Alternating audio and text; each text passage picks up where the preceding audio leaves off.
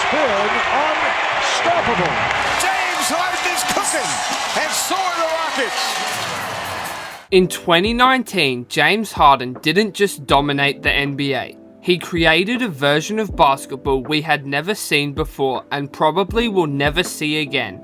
That year wasn't just about leading the league in scoring. It was about completely rewriting what a single player could do with the basketball in his hands during a singular season.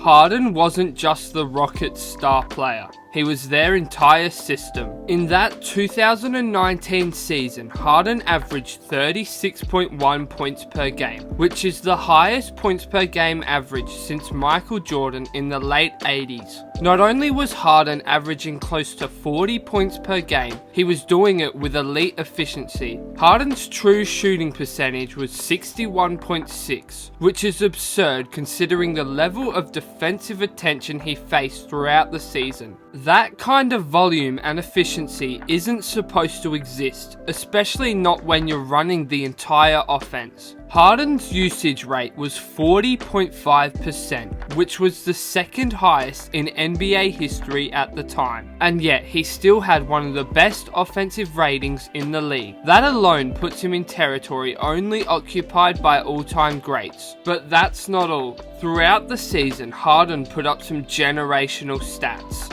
including a 32-game streak scoring 30 or more, 44 games with 40 points or more, 9 games with 50 points or more, and a 60-point triple-double in just 3 quarters. But not only was Harden stat padding and scoring with ease, he was engineering new ways to stuff the stats sheet. The Rockets built everything around Harden. Mike D'Antoni's offense gave Harden full control, giving him the ability to spread the floor, giving him shooters in the corner, while allowing Harden to be in the middle, orchestrating it all. The offense wasn't flashy, but it was stupidly effective. Every single possession was optimized for either a 3, a layup, or a trip to the free throw line. The ball rarely moved, only because it didn't need to. Harden's decisions were more efficient than most other offenses in the league. And the crazy thing is, he did it almost entirely on isolation possessions. Harden led the league in isolation possessions by a ridiculous margin, averaging 15.1 isolation possessions per game. That's not a typo. 15 isolation possessions every night.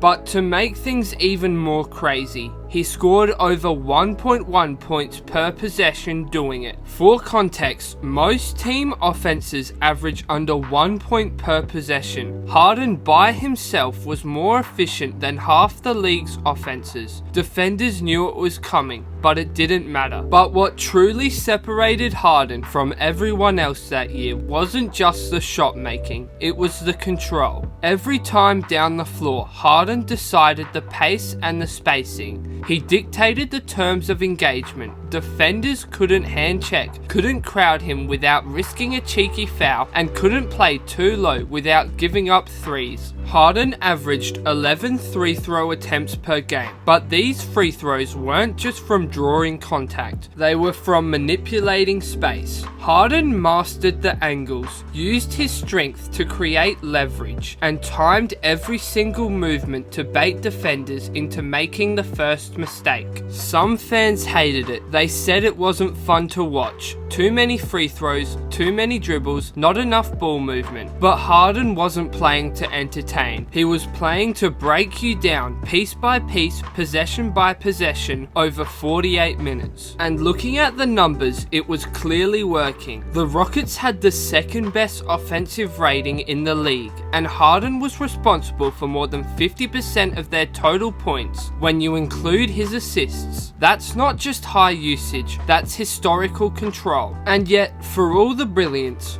for all the statistical dominance, there was still one thing Harden couldn't overcome, and that was the playoffs. Because when the postseason hit, things changed. Defenses game planned differently. Off-ball defenders sat in Harden's driving lanes. Doubles came earlier. Fouls were called less often, and for someone who carried the offensive load all season, the fatigue was real. Harden's efficiency dropped. His true shooting percentage in the 2019 playoffs fell to 58.6, still solid but noticeably lower than what it was during the season. His three-point shooting dipped under 35%. Those impossible step-back threes that once felt automatic suddenly rimmed out under the pressure of the playoffs. Then came the defying moment, Game 5 against the Golden State Warriors. To put things in perspective, Kevin Durant had just gone down with an injury in Game 4. The Rockets have the series tied at 2 games apiece, meaning the door was wide open. Golden State was vulnerable, giving the Rockets a chance to bring the series back on the Rockets' terms. But in Game 5, Harden didn't take over. Although he scored 31, the Rockets still lost. And after that, it was only downhill from there. In Game 6, back in Houston, with a chance to bring the series to a Game 7. But just like Game 6, there was no breakthrough. Harden finished with 35, but it didn't matter.